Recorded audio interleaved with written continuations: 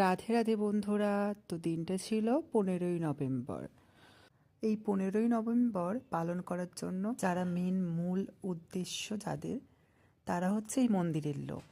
তারা আমার পাশে সর্বদাই ছিল। জীবনে কোনোদিন আমার মা বাবাও এরকম দিনটা পালন করেননি।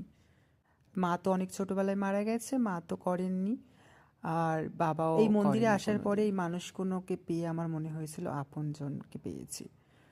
তারাই পালন করেছে, আমি কিছুই করিনি। এই যা যা আয়োজন হচ্ছে তারাই করেছে। তো তার জন্য থেকে আমার গুরু ভাইয়েরা সবাই এসেছিল। আগের দিনকেই 4 জন এসে গেছিল। ওরা সবাই রান্না করেছে। তার আগের দিনকে মন্দির পরিষ্কার হয়েছে, মন্দিরের ভক্তরা এসে। আর অনেকজনই হয়েছে, অনেকজনের আয়োজন। রান্না করছে, বাদন বিট্টু সবাই মিলেই রান্না করছে।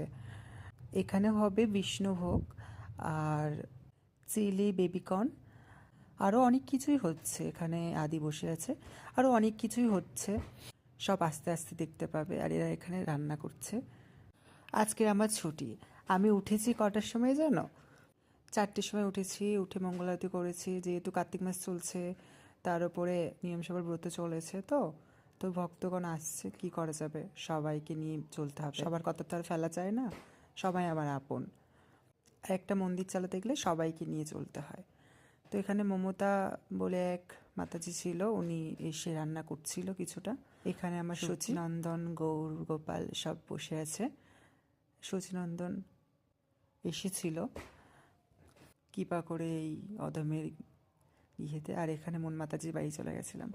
আর এখানে বিট্টু তো আছেই, রান্না করছে, হেল্প করছে, খুবই ভালো। আর পাঠও করে খুবই ভালো। আর ও এসেছে মুর্শিদাবাদ থেকে, তাও এসেছে। আর এখানে মমতা মাতাজি আছে।